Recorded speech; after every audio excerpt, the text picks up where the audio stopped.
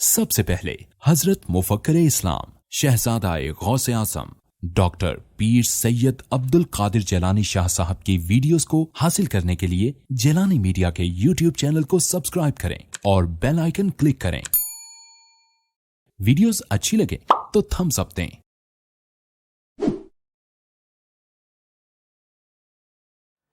جو international type کی تھی اس میں نے آپ پر یہ بات بار بار واضح کی ہوئی ہے کہ سنی مذہب اس وقت تک ختم نہیں کیا جا سکتا جب تک کہ مکمل طور پر اسلام کو ختم نہ کر دیا جائے۔ اسلام کو اگر زندہ رکھنا چاہو گے تو اس کے ہر خط و خال پر سنیت کی اسٹیمپ موجود ہے۔ اس میں ایک بات حج ہے، اس کے بارے میں نے گزشتہ رات یہاں تک بتایا تھا کہ آئے اور یہاں آ کے ہاتھ کھڑے کر کے کیے اور اللہ اکبر لا الہ الا اللہ اللہ اکبر وللہ الحمد یہ کہہ کے حجر اسود کو بوسہ لیا۔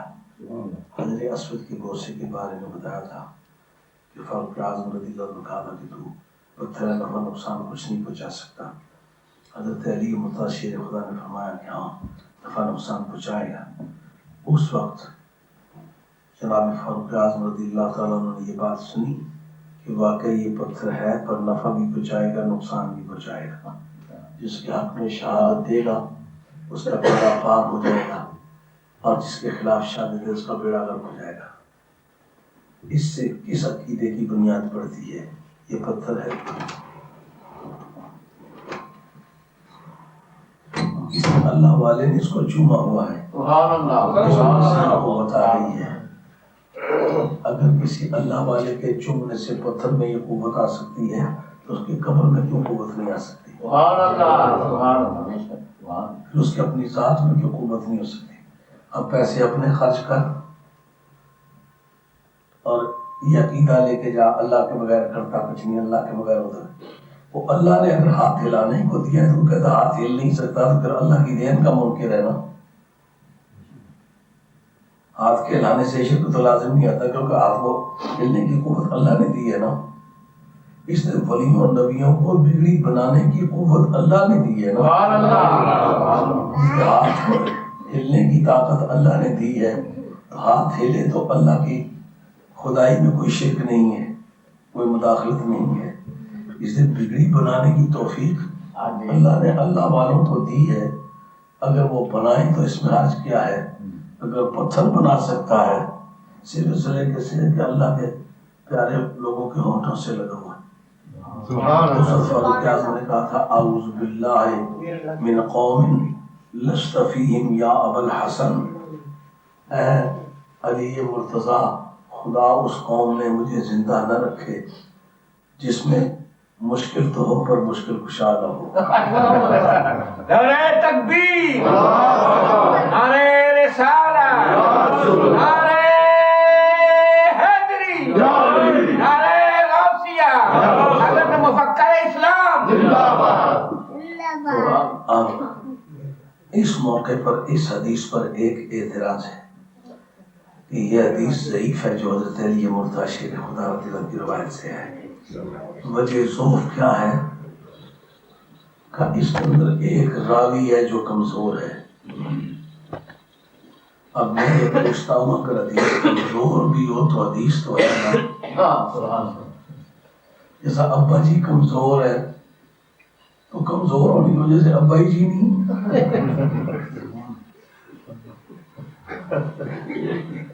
حدیث ضعیف ہو کر کے بھی حدیث ہے۔ مگر آؤ اگر اس کے ضعف کا تمہیں خدشہ ہے تو کتب صحاح سے 2 حدیثیں پیش کر دیتے ہیں دوسرے راویوں کی اسی مضمون کی تائید کے لیے۔ اب وہ کون سے؟ ترمذی شریف، حضرت عبداللہ بن عباس اس کے راوی ہیں۔ قیامت کے میدان میں یہ پتھر کسی کے سچے عقیدے کی بھی شہادت دے گا اور برے عقیدے کی بھی شہادت دے گا۔ یہ آیا ہے چومنے مگر صحیح عقیدہ لے کے آیا ہے، یہ آیا ہے چومنے مگر بد عقیدہ بن کے آیا ہے۔ چومنے کا قائل ہے جس نے چوما ہے اس کا منکر ہے۔ یہ ترمذی کے اندر ہے۔ یہی حدیث بالکل حضرت عبداللہ ابن عمر رضی اللہ تعالی عنہ، ان سے یہ حدیث ابن ماجہ میں ہے، انہوں نے بھی یہی مضمون بیان کیا۔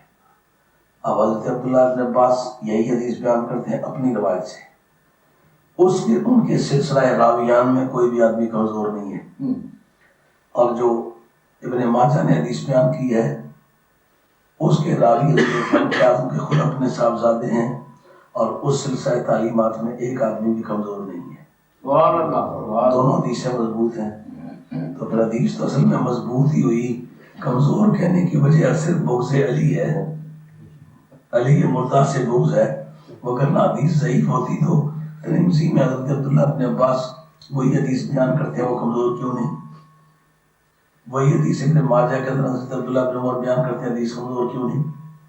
اس کا مطلب جناب علی مرتضیٰ کا نام آیا تھا تو کچھ نہ کچھ تلاش کیا ہے، بغض کو جہاں تک تمہارا دل چاہتا ہے چھپا کے رکھ، تمہارا بغض جو ہے وہ چھپے گا نہیں۔ مگر یہ بات واضح ہو گئی کہ حدیث ضعیف نہیں۔ یہ باتیں ساری کس نے لکھی ہیں؟ امام بدر الدین عینی، آپ کی کتاب عمدۃ القاری شرح بخاری، جلد نمبر 9 صفحہ 241، اس کے اندر یہ ساری تفصیلات حضرت اسود کے بارے میں موجود ہیں۔ اب یہاں دونوں ہاتھ کھڑے کر کے اللہ اکبر اللہ اکبر، اس کا بوسہ لے کے یہاں سے چلے گا، یہاں سے ہو کے آئے، پہلے 3 چکر میں رمل کر کے سب پہلوان دنگل میں چلتا ہے نا، ایسے سینہ نکال کے مسل دکھا کے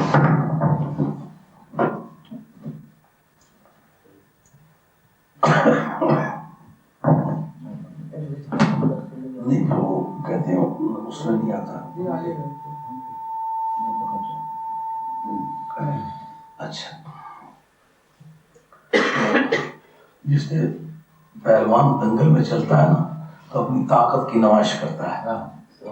اچھا جناب، یہ کئی لاکھ روپیہ خرچ کر کے ایک قبیلہ جاتا ہے، اور کئی لاکھ قبیلے جاتے ہیں، اربوں روپے کی لاگت آئی ہے۔ اب تو مجھے بتا اکڑ کے کیوں چلا ہے؟ تو مجھے کہتا ہے جلوس کیوں نکالتا ہے میلاد شریف کا؟ میں کہتا ہوں آل باطل کو روب دکھاتے ہیں کہ ہم اتنی طاقت میں ہیں، اتنے لوگ ہیں، اتنے ہی گنتی میں۔ کہتے ثبوت، کہتے یہ ثبوت تیرے خرچے والا ہو رہا ہے نا، اب تم بتا اکڑ کے کیوں چلتا ہے؟ یہ یادگار چھوڑی ہے اس کے لیے کہ قیامت تک لوگ پوچھیں گے جلائے جلوس کیوں نکالتے؟ ویٹ دکھاتے ہیں۔ سرکار نے ویٹ دکھایا، 3 چکر لگائے۔ پہلے اس کا طواف کا نام ہے طواف قدوم، بیت سے آئے اور آ کے طواف کیا،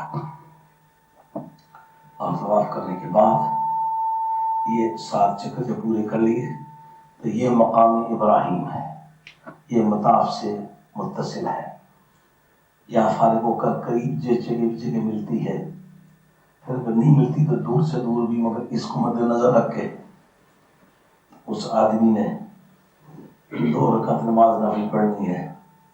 اب کعبہ شریف یہ ہے،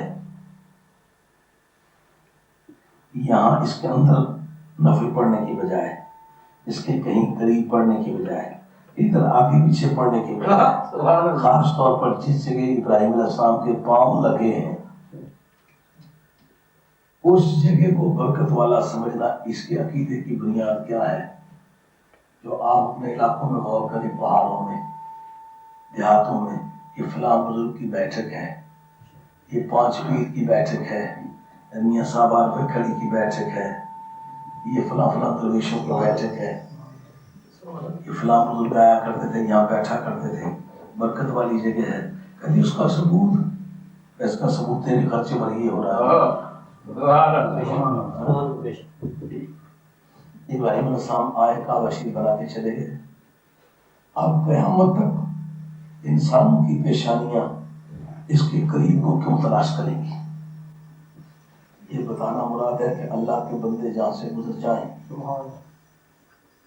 ان جگہوں میں ہمیشہ کے لیے برکت چھوڑ جائیں۔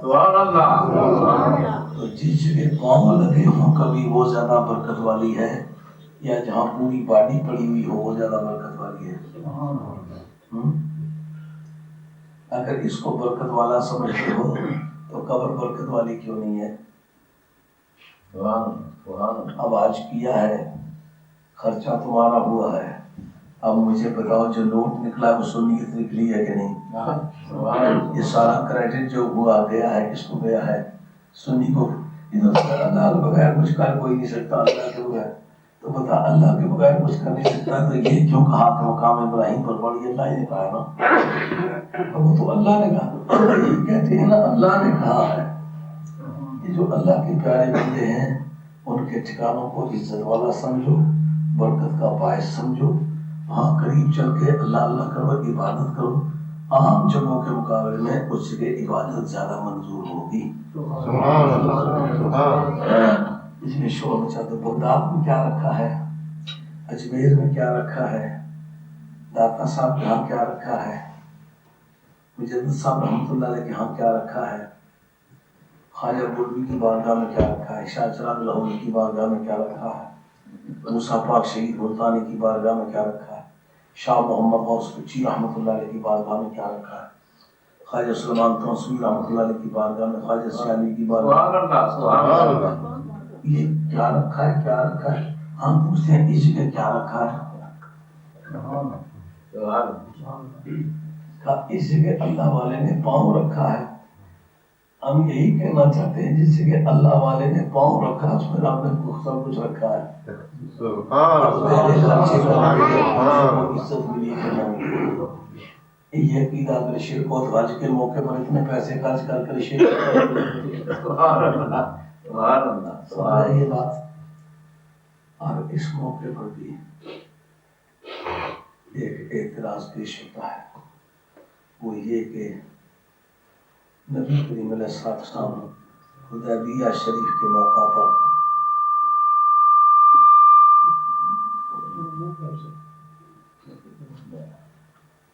حدیبیہ شریف کے موقع پر تشریف لے جا رہے تھے، کفار نے سرکار دو علیہ وسلم کو روک لیا اور حضرت عثمان کو سرکار نے بھیجا کہ جا کر ان سے بات چیت کرے، تو بعد میں مشہور کر دیا کہ حضرت عثمان کو انہوں نے شہید کر دیا ہے۔ تو سرکار دو عالم علیہ السلام نے صحابہ سے ایک درخت کے نیچے بیٹھ کے بیعت لی، اس کا نام ہے بیعت رضوان۔ جس درخت کے نیچے بیٹھ کے بیعت لی تھی اس درخت کو صحابہ کرام برکت والا، عزت والا سمجھتے تھے، اور فاروق اعظم رضی اللہ تعالیٰ عنہ نے اپنے دور خلافت میں اس درخت کو کٹوا دیا تھا کہ یہ شرک کا مرکز بن گیا ہے کہ لوگ یہاں عبادت آ کے کرتے ہیں، تو اس وجہ سے یہ درخت نہیں ہونا چاہیے۔ تو کہا یہ بات تمہارے مطالعے میں نہیں گزری کہ یہ بات حضرت فاروق اعظم نے یوں کہی تھی، یوں کی تھی، درخت کو کٹوا دیا تھا۔ اگر نبی کے بیٹھک کو انہوں نے ختم کر دیا تو ولیوں بزرگوں درویشوں کی بیٹھکوں کا کیا ذکر کرتے ہیں؟ اس سے وہ بیٹھک ثابت نہیں ہوتی۔ سوال سمجھ میں آئے؟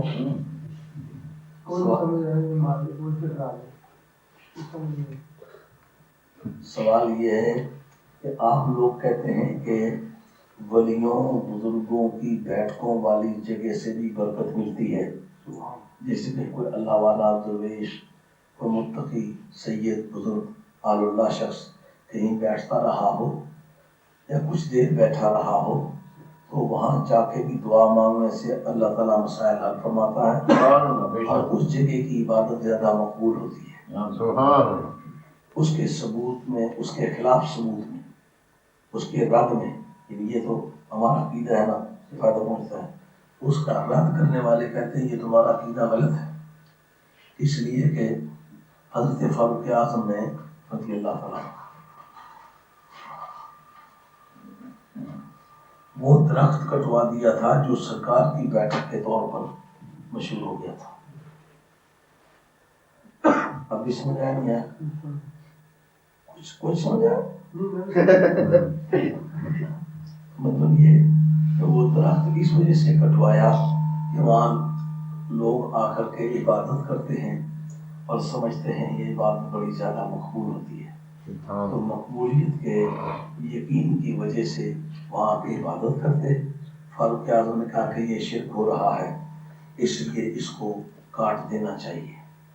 تو فاروق اعظم رضی اللہ عنہ نے کاٹ دیا.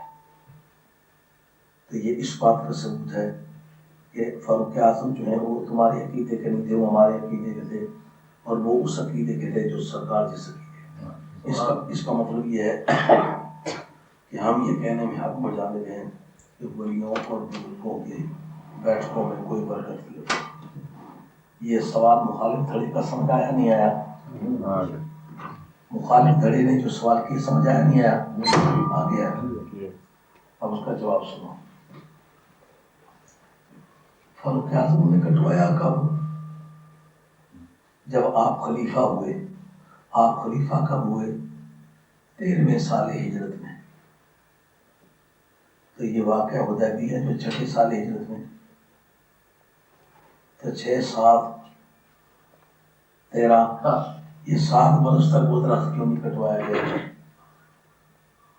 اس بارے میں ہم بخاری کا اگر متن پیش کرتے پھر کیا رہ جائے گا تمہارے پاس؟ سبحان اللہ سبحان اللہ. حضرت جابر ابن عبداللہ انصاری کتاب بخاری اور صلح حدیبیہ کا ہی چیپٹر اس کے اندر موجود ہے کہ ہم دوسرے سال جب عمرۃ القضاء کے لیے آئے، ہم نے وہ درخت تلاش کرنا چاہا جس درخت کے نیچے سرکار نے بیٹھ کے وہ بیعت لی تھی. ہمیں وہ درخت دوسرے سال نہ مل سکا، اور 500 سے زیادہ آدمی تھا. جب وہ لوگ جنہوں نے خود بیعت کی تھی پچھلے سال موجود تھے، آئندہ سال ان کو ہی نہ مل سکا تو فاروق اعظم نے پھر کٹوایا گیا. سبحان اللہ.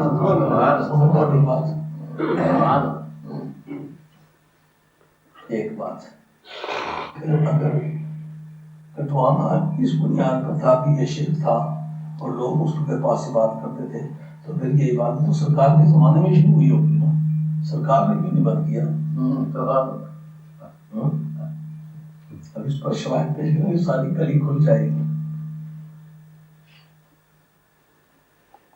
اس کے بعد ہر سال تک سرکار دنیا ظاہر میں زندہ رہے، سرکار نے نہیں کٹوایا. کہا جب ملا ہی نہیں تو کٹوائیں کیا؟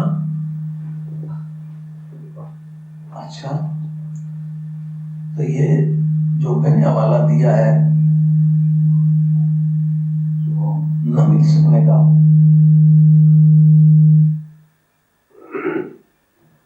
نہ مل سکنے کا کہ وہ مل ہی نہیں سکا، یہ تو بخاری نے بتایا ہے. لیکن جس نے کہا ہے کہ کٹوا دیا تھا، ہم یہ پوچھنا چاہیں گے یہ حوالہ کس نے لکھا ہے؟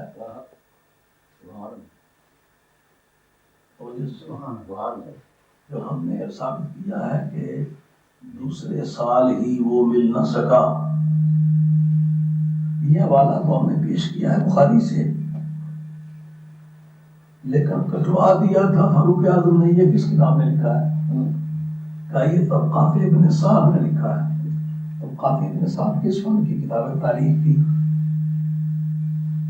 تو تاریخ کی کتاب حدیث کی کتاب کا مقابلہ کر رہا ہے. سبحان اللہ سبحان اللہ. یہ تو ایسے کہ یہ فلاں مفتی صاحب کا جو فتویٰ ہے اس کو گنڈارام نے لکھ کے دیا ہے کہ یہ سب غلط ہے. گنڈارام کا کام لکھنا تو نہیں ہے. مورخ کا کام حدیثوں کے فیصلے کرنا، حدیثوں کے فیصلے کرنا نہیں. اچھا جب یہ اس کے جوڑی ہی نہیں تو ٹکراؤ کیسا؟ اس پر یہ سوال پیدا ہوا کہ صدیق اکبر رضی اللہ تعالیٰ عنہ 2 سال اور کچھ مہینے خلیفہ رہے، انہوں نے کیوں نہیں کٹوایا؟ وہ شرک کو فاروق اعظم کے مقابلے میں زیادہ بہتر سمجھتے تھے کہ نہیں؟ تو اگر تم اس کو دلیل بنانا چاہو تو ہم کہیں گے نہ سرکار کے اپنے زمانے میں نہیں کاٹا گیا، صدیق اکبر کے زمانے میں نہیں کاٹا گیا، تو اس کا جتنا شرک کو یا توحید کو وہ بہتر سمجھتے رہے، کوئی دوسرا تو سمجھتا نہیں تھا. اب آ جائے فاروق اعظم کہ حدیث نے تو ثابت نہیں کیا کہ کٹوایا تھا، لیکن تاریخ نے کہا ہے ہم مان لیتے ہیں کاٹا ہے. آپ پوچھیں کاٹا کیوں ہے؟ وہ جو تم نے وجہ بتلائی ہے وہ جھوٹ بتلایا، اصل کتاب میں یہ بات نہیں ہے۔ اصل بات یہ تھی کہ فاروق اعظم دیکھتے کہ کبھی اس درخت کے پاس عبادت کرتے اور کہتے یہاں سرکار بیٹھے، کبھی اس درخت کے پاس آگے کرتے کہتے یہاں بیٹھے۔ اس جھگڑے میں پڑ پڑا کے ویسے یہ درخت کو بغیر کسی سکول کے مطابق یہی ہے، ایک مان لو کہ سرکار اس درخت کے نیچے بیٹھے، خواہ بیٹھے تھے کہ نہیں بیٹھے، یہ شروع کر دیا۔ تو فاروق اعظم رضی اللہ عنہ کہا یہ سرکار کی طرف جھوٹی نسبت، ایک منٹ کی طرح آپ نے آگے کی طرف چھوڑ دوں گا، ایک لمحہ بھی آگے پیچھے نہیں دیکھا، دیکھیں کتنی قیمتی بات بتانے لگا۔ یعنی فاروق اعظم نے دیکھا کہ ایک درخت کو غلط طور پر منسوخ کر دیا گیا سرکار کی طرف کہ اس کے نیچے بیٹھے تھے، اور اس کو کاٹتے ہیں جب یہ درخت وہ نہیں ہے، میں بھی موجود تھا، تو غلط نسبت کیوں کرتے ہو؟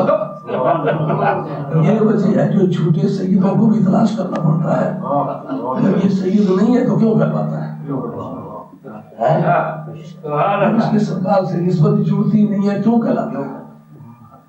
یہ درخت وہ نہیں ہے، میں خود گواہ ہوں، اگر جو دریافت نہیں اس کا، لیکن وہ یہ نہیں ہے، سرکار کی طرف غلط نسبت ہو گئی ہے، غلط نسبت کی وجہ سے کاٹا ہے، شرک کی وجہ سے نہیں کاٹا۔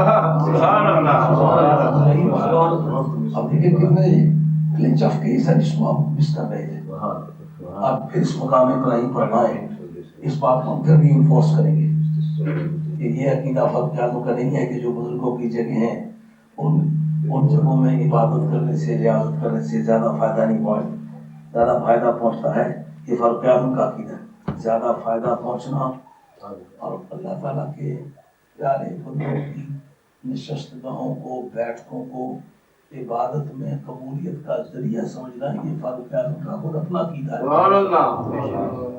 وہ کس سے ثابت ہے؟ تمہارے حج سے ثابت ہے۔ اس جگہ مقام ابراہیم پر آئے پڑھنے کے لیے، اب ہم یہ پوچھیں گے کہ قرآن مجید نے کس جگہ کہا اس جگہ پڑھنی چاہیے نماز؟ وَاتَّخِذُوا مِن مَقَامِ إِبْرَاهِيمَ مُصَلًّى، یہ آیت غالباً آیت نمبر 125 ہے۔ اس آیت کا شان نزول کیا ہے؟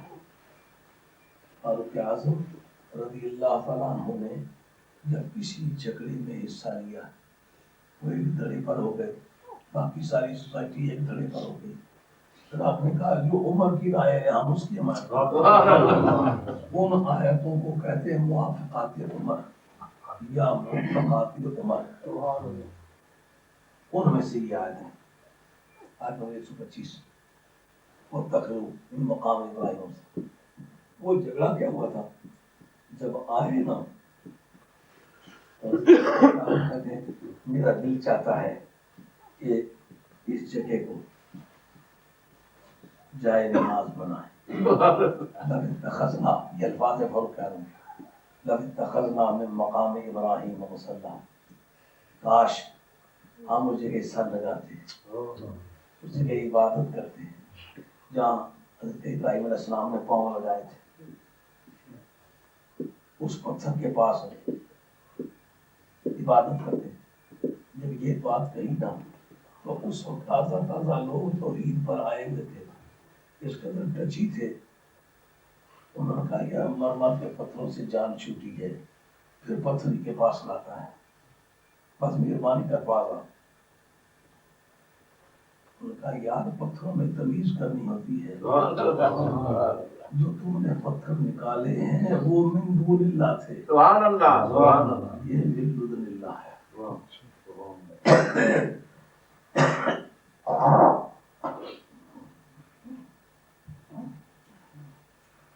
وہ خدا کے مخالف گڑے کی طرف سے تھے، یہ خدا کی طرف سے ہے۔ سبحان اللہ، ایک پتھر توڑ کے دو ٹکڑے کر دو،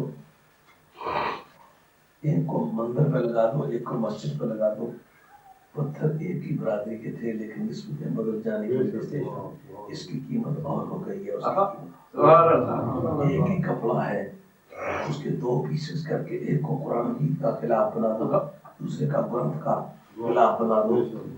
ظاہر ہے جس طرح گرنتھ جہنم میں جانے والی چیز ہے اسی طریقے سے اس کا خلاف بھی، لیکن اسی کے ساتھ کا دوسرا ٹکڑا قرآن مجید کو لگا ہے جس نے قرآن کو چوما جائے گا تو اس کا بھی چوما جائے گا. اس کے دو ٹکڑے کر کے ایک کو آپ غلاف کعبہ کے ساتھ لگا دیں اور دوسرے کو مندر کے ساتھ غلاف بنا کے لگا دیں تو آپ کپڑا تو ایک ہی برادری کا لیکن نسبتیں بدلنے کی وجہ سے فرق سمجھ میں آیا. اب جب اعظم نے یہ تجویز دی کہ اس پتھر والی جگہ کو جائے نماز بنائیں، حالانکہ یہ سارا علاقہ، یہ ساری بار مسجد ہے، یہ کنٹرول کا ایریا، یہ مسجد حرام ہے، یہ اس میں گردابی یہ مطاف ہے، یہ کعبے کا اندرونی حصہ ہے، اس جگہ کیوں نہیں کہا نماز پڑھو؟ یہ تو انہوں نے اپنی مناپلی بنا لی، دروازہ ہی اونچا رکھ لیا، لیکن یہ جگہ تو کھلی ہے، یہ جگہ حکم کیوں دیا؟ وجہ یہ بھی تھی کہ ابراہیم علیہ السلام کے پاؤں لگنے والی جگہ کو برکت کا باعث سمجھنا، یہ عقیدہ رکھ کے فاروق اعظم نے اظہار خواہش کیا تھا کہ یہ مقام ابراہیم جائے نماز بن جائے.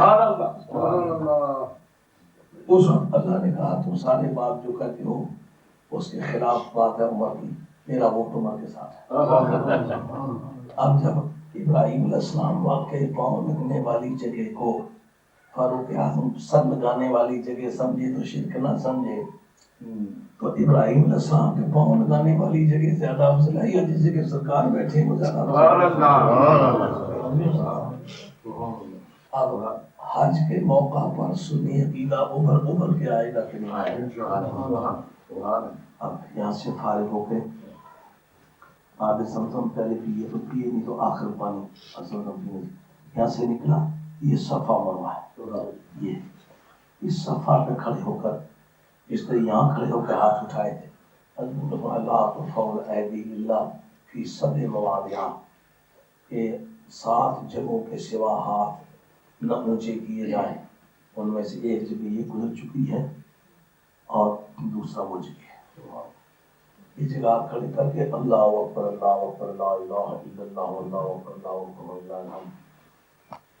اچھا اب جی ہم لوگ جاتے ہیں، جی کہاں جا رہے ہو؟ بغداد شریف زیارت کے لیے، کربلا شریف امام علی مقام کے روضہ شریف پر حاضری دینے جا رہا ہوں، نجف اشرف جا رہا ہوں حضرت مولا مرزا کی بارگاہ میں حاضری دینے کے لیے، اجمیر شریف جا رہا ہوں داتا گنج شریف بری رحمۃ اللہ کی بات میں. تو کہتے یہ کیا رکھا ہے؟ اب ہم تم سے پوچھتے ہیں کہ یہ تو کعبہ تھا، یہ کعبے کے لوازمات تھے، صفا تو نہ کعبہ نہ کعبے کے لوازمات میں سے تم کیا رکھا کیوں نہیں آئے؟ یہ تو نبیوں کے ٹھکانے ہیں، یہ تو نبیہ کا ٹھکانہ نہیں ہے، یا تو ولیہ ہے جناب سیدہ ہاجرہ کی جگہ ہے. کہتے ہیں جتنے ثبوت پیش کرتے ہو نبیوں کے بارے ہیں، ولیوں کے بارے میں لاؤ، اور تم تو اب نبی ولی میں فرق ہی نہیں کرتے ہو، سب کا انکار کرتے ہو.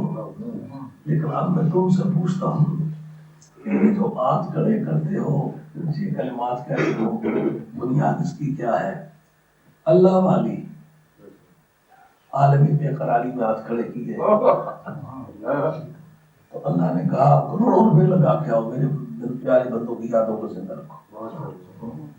تو ہم عرس کرتے ہیں، لوگوں کی یادیں مناتے ہیں، ان کے واقعات بیان کرتے ہیں، لوگوں کے دلوں میں خوف خدا پیدا ہوتا ہے، لوگ اپنے اپنے گناہوں سے توبہ کرتے ہیں، اپنے اپنے برائیوں سے شرمندگی محسوس ہوتی ہے. تو کہنے والا کہتا ہے جناب آپ تو خام خواہ لوگوں کو غلط راستے پر ڈال رہے ہیں. ہم پوچھتے ہیں غلط راستے پر کس معنی میں سمجھتے ہو؟ کہ اتنے لوگوں کے پیسے ضائع کرتے تھے، یتیموں کو اکٹھے کر کے دے دو، لوگوں کی یادیں کیوں مناتے ہو؟ میں کہتا ہوں تو سارے حج والے پیسے اکٹھے کر کے یتیموں کو دے دے، یہاں کیوں گیا ہے؟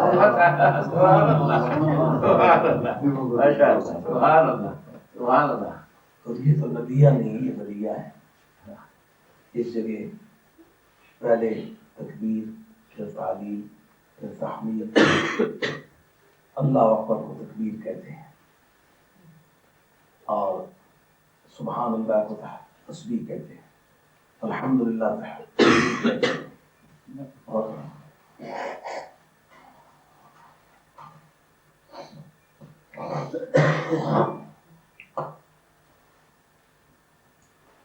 اور لبیک کو تلبیہ کہتے ہیں۔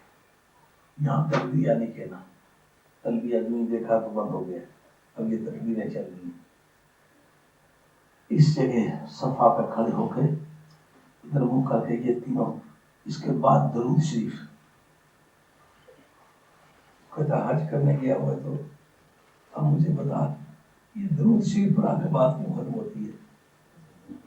رب کہتا وہ ذکر پورے پاس ہی رہنے جس کے خاطر پر میرے یار کا ذکر لیں گے، یہی بات تو آپ ہمیں کہتے ہیں، یہ خالص تو عید کی جگہ ہے نا۔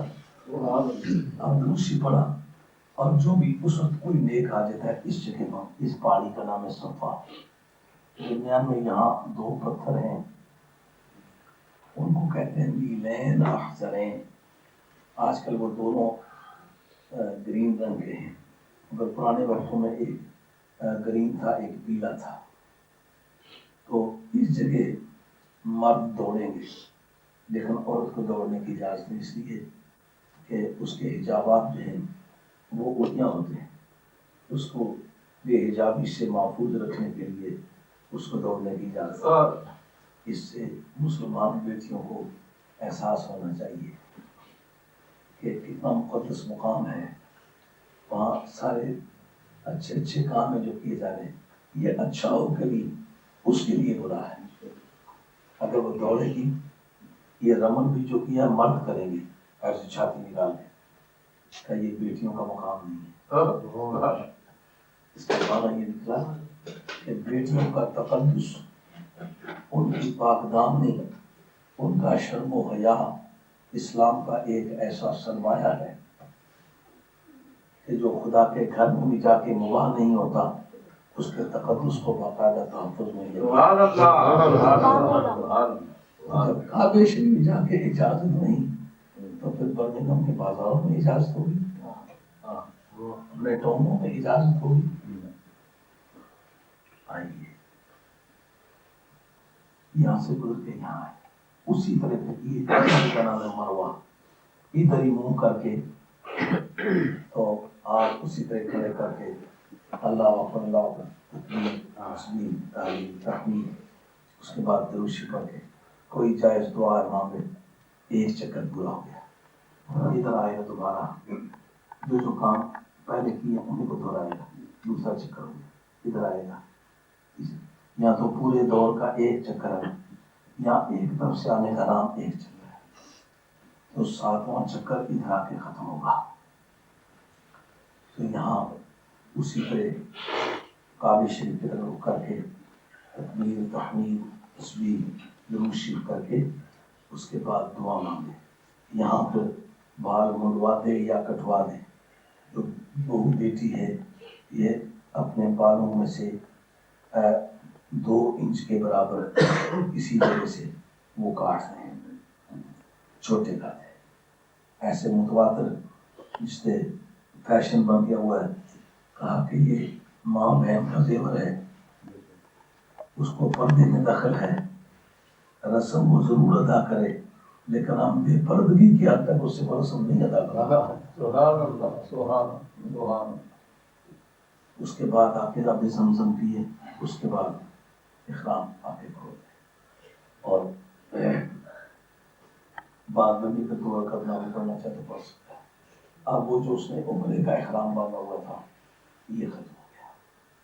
اب اگر اس نے یہاں سے یلملم کے مقام پر سے یا ذوالحلیفہ کے مقام سے یا جوفہ کے مقام سے یا ذات العرق کے مقام سے یا کرم کے مقام سے، یہ 5 میقات ہیں، ان میں سے احرام اس نے باندھا تھا صرف عمرے کے لیے، تو یہ قاعدہ جو بیان کر دیا۔ سبحان سبحان سبحان۔ اور دوبارہ اب حج کے لیے یہ درمیانی دن ہے، یہ جاتے وقت شوال کے ذوالقعدہ کے کسی حصے میں یہ اعمال پورے کرے، عمرہ اس کا پورا گا، موقع شریف ٹھہرے، اللہ اللہ کرے، احرام نہیں اس کا۔ اب آزاد ہے، بیوی میاں رہتے ہیں، بیوی میاں کے طور پر ہیں، لیکن جس وقت 8ویں ذی الحجہ ہوئی تو 8ویں ذی الحجہ کو پھر احرام جیسے کسی چائے باندھے. مکہ شریف کا رہنے والا یا مکہ شریف آ کے ٹھہرا ہوا 8ویں ذی الحجہ کو حرم شریف کے کسی حصے سے وہ احرام باندھ سکتا ہے، اس کو ہل میں نہیں جانا پڑتا.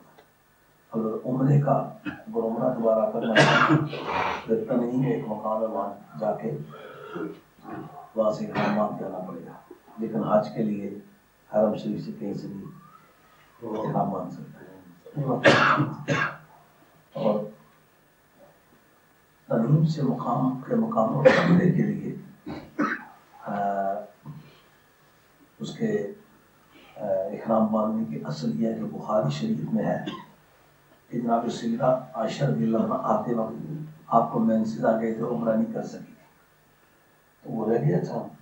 تو پھر جب آنے لگے تو حضرت عبد الرحمن ابن ابی بکر کو کہا کہ تو اپنی بہن کو تنعیم کے مقام پر لے جا، وہاں سے احرام بنوا کے واقع طواف کرا اور عمرہ پورا کرا. یہ سوال ہے اس بات سے. کہ عمرے کے لیے احرام باندھنے کے واسطے حد حرم سے باہر نکلنا پڑتا ہے، لیکن حج کے واسطے احرام باندھنے کے لیے حرم کے کسی حصے سے احرام باندھ. 8ویں ذی الحجہ کو احرام باندھ دیا اور 8ویں ذی الحجہ کو یہاں دن کے وقت ایک خطبہ دے گا جو بتائے گا کہ تم نے مینا میں جانا ہے، وہاں کس طرح چل کر کے ٹھہرنا ہے، کیسے اللہ اللہ کرنی ہے. ایک عرفات کے میدان میں خطبہ ہوگا کہ جس میں انہوں نے بتلانا ہے کہ آپ نے مزدلفہ میں کیسے ٹھہرنا، مینا میں کیسے جانا ہے. اور ایک مینا میں واپسی پر خطبہ ہوگا جس میں قربانی کس طرح کرنی ہے، تم نے کنکریاں کس طرح مارنی ہیں، اور تم نے حجامت کس طرح بنانی ہے، اور تم نے احرام کس طرح کھولنا ہے، اس احرام کے کھولنے سے کیا چیزیں حلال ہوں گی اور کیا حلال نہیں ہوں گی. یہ 3 خطبے حج کے دوران ہوتے ہیں، ایک 8ویں ذی الحجہ کا، ایک 9ویں ذی الحجہ کا، ایک 10ویں ذی الحجہ کا.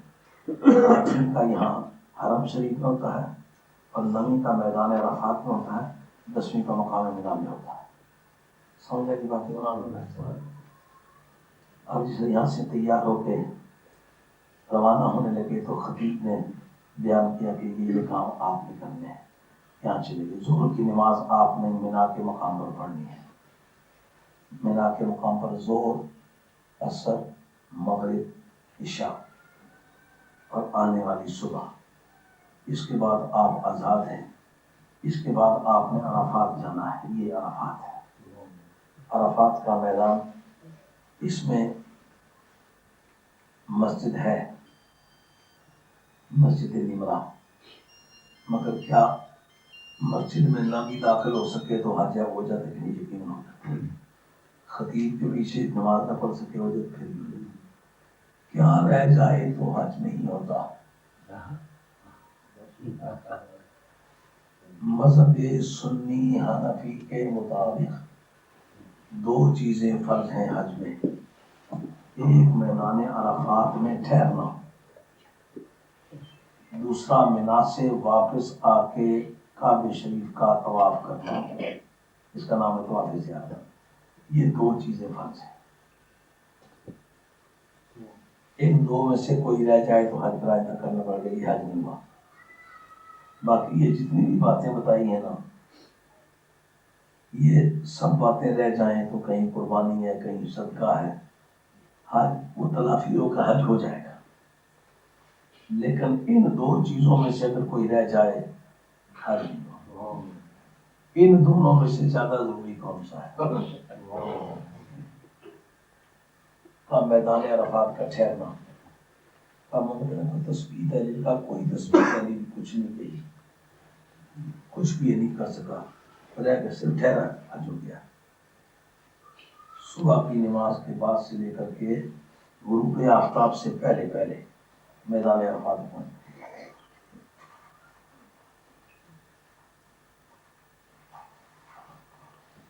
مثلا ایک شخص ہے، کہیں دیر سے فراغت ہوئی، چلتے وقت دیر ہو گئی اور اونچائی جا کے 9ویں ذی الحجہ کو ہے، اب نہ وہ آنے کا طواف کر سکا ہے، نہ مینا میں جا سکا ہے، سیدھا ہی عرفات میں چلا گیا ہے. یہ اعمال کے رہ جانے کی وجہ سے قربانی دینی پڑے گی، حج ہو جائے گا. لیکن اس جگہ اگر ٹھہرنا رہ جائے وجہ کیا ہے؟ وجہ وہ سنی تیرا عقیدہ ہے سبحان اللہ کہ محبت کی عادت ہے. محبت اپنا حق معاف کر دیتی ہے, اپنے محبوب کا حق معاف نہیں کرتی.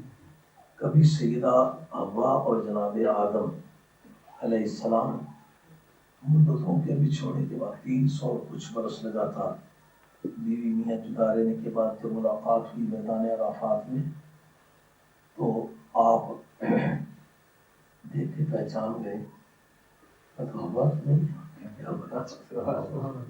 آدمی انسان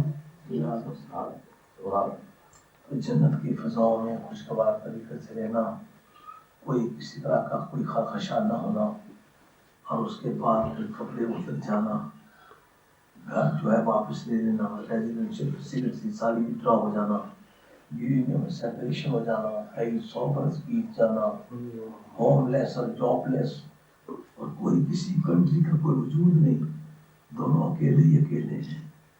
ادھر رونے والی شکل میں محبت کو عادت ہے, کافی بھی چھوڑنے کے بعد ملاقات ہو تو آنسو آتے ہیں, وہ کہتے ہیں اشک مسرت خوشی کے آنسو. تو اس وقت انہوں نے رونے والی شکل بنائی, کا شرمندہ ہے اللہ کی بندی, کیوں نہ کہتی دانا گندم کھا کے کیا تھا, مجھے بھی اس راستے میں لگا دیا, خود بھی کھایا, مارے کہنے کی یہ بات تو غلط ہوئی ہے, اس سے شرمندہ ہو.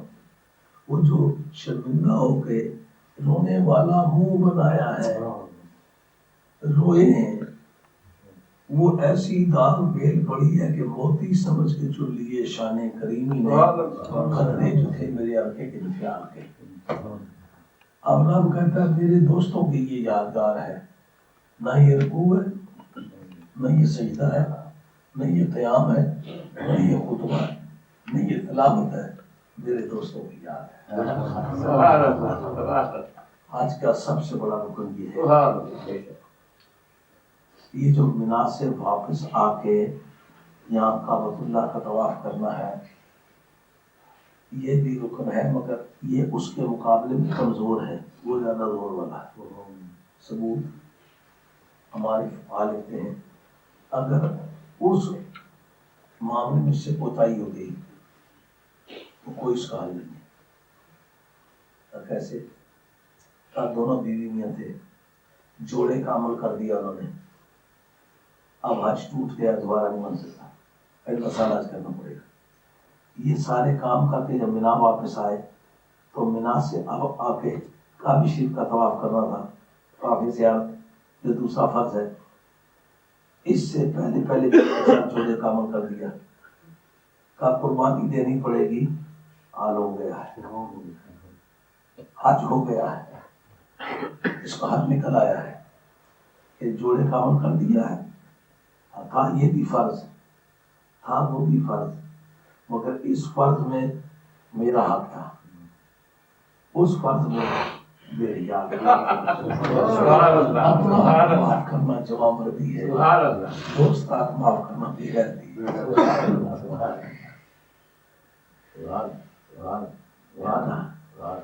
بھر وقت ہو گیا ہے. اب میدان عرفات میں مینا میں جانے کے بعد ہمیں عرفات پر گفتگو رکی ہے, آئندہ جب پر ملاقات ہوگی. یہ بہت ہی سلسلے رہتے ہیں, یہ پوری تھیوری جو ہے ساری اس پر اپلائی کریں گے. آپ کو احرام باندھ کر جانے سے لے کر واپس ہوائی جہاز پر چڑھنے تک جتنے بھی اعمال ہیں ان کی پوری ترتیب انشاءاللہ میں آپ کو بتاؤں گا, جس سے آپ کو یہ بات واضح ہو جائے گی کہ اگر ہمارے عقیدے کی حفاظت کرنے میں مجھ سے کوئی کوتاہی ہوئی ہے یا آپ سے کوتاہی ہوئی ہے یا ہم اس کی دریافت نہیں کر سکے تو یہ ہماری بدنصیبی ہے.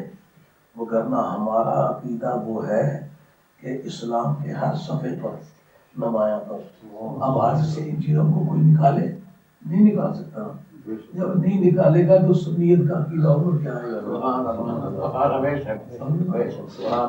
ہم کروڑوں روپے خرچ ہوئے, اصل پوائنٹ تو یہ ہے. اور اس میں دلچسپ بات, میدان عرفات میں آپ لوگ بھی گئے ہوں گے, آپ کو حاضری کا موقع اچھا ملا ہے. ایک اذان کے ساتھ 2 اقامتوں کے ساتھ 2 نمازیں، زور کے وقت میں اور اثر کے وقت میں نہیں، وہ بھی زور کے وقت سے پہلے۔ اب قرآن کہتا ہے ان الصلاۃ کانت علی المؤمنین کتابا موقوتا، کہ ہر وقت کی پابندی کے ساتھ نماز فرض ہے۔ اب سرکار دو عالم السلام کی مرضی کا رہا، ابھی وقت شروع ہی نہیں ہوا۔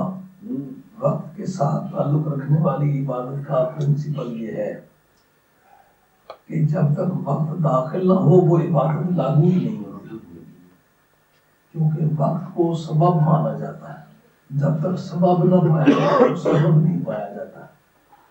اس وجہ سے یہ ضروری ٹھہرا کہ اصل جب داخل نہ ہو تو اس کا فرضیت ہی آئے، جن میں فرضیت آئے تو فرض پڑے گی۔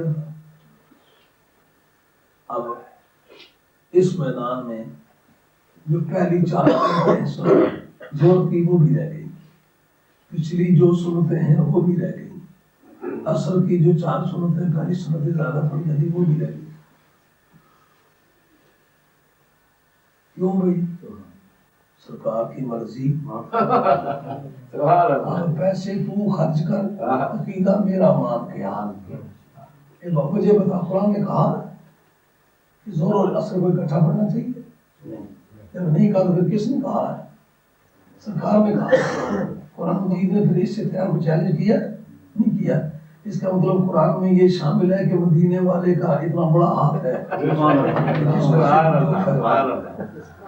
پہلے سے فیصلہ موجود ہے نا کہ وقت سے پہلے نماز کوئی عبادت کی نہیں ہو سکتی۔ اب یہ فیصلہ موجود ہونے کے باوجود سرکار نے فیصلہ کر لیا، اس کا مطلب قرآن کے فیصلوں کی موجودگی میں سرکار کا فیصلہ امپورٹیبل ہے۔ یہ عقیدہ کس کا ہے؟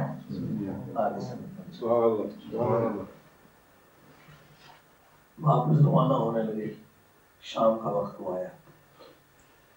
اب جب نماز مغرب کا وقت ہو آیا، سورج ڈوب گیا، مولانا بیتاب ہیں اذان ہو، جماعت کی پابندی،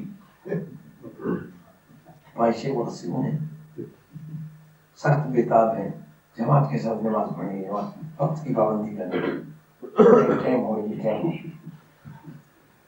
اب جناب کسی کو اجازت ہے اذان کرنے کی؟ ہر کسی اجازت، اگر کوئی جماعت کرانا چاہے تو اجازت، ہر کسی اجازت ہے۔ امام حنیفہ کا فتویٰ ہے اجازت، امام یوسف کا قول صحیح بتا ہے، کسی نے پڑھ لی برا کیا ہے اس نے، لیکن ہو گئی ہے، یہ قول کا قبول کسی نے نہیں کیا، کہ سرکار کے اختیارات میں مداخلت ہے۔ مغرب کا وقت ہو گیا ہے، اذان کہنے کی اجازت نہیں، کروڑوں کی تعداد میں لوگ ہیں اور کروڑوں انسانوں کی جماعت، وقت کی پابندی سب جا رہی ہے۔ وجہ کیا ہے؟ نبی کریم علیہ السلام نے ارشاد فرمایا کہ نماز مغرب کا وہاں وقت تک رہنا ہے یہاں، لیکن مغرب پڑھ لی، پڑھنی کہاں ہے؟ کہاں مزدلفہ میں چل کے وہاں سے چل کے وہاں کس وقت پڑھنی ہے؟ پڑھنی عشاء میں ہے۔ پڑھنی کیا ہے؟ مغرب، قضا کے ادا،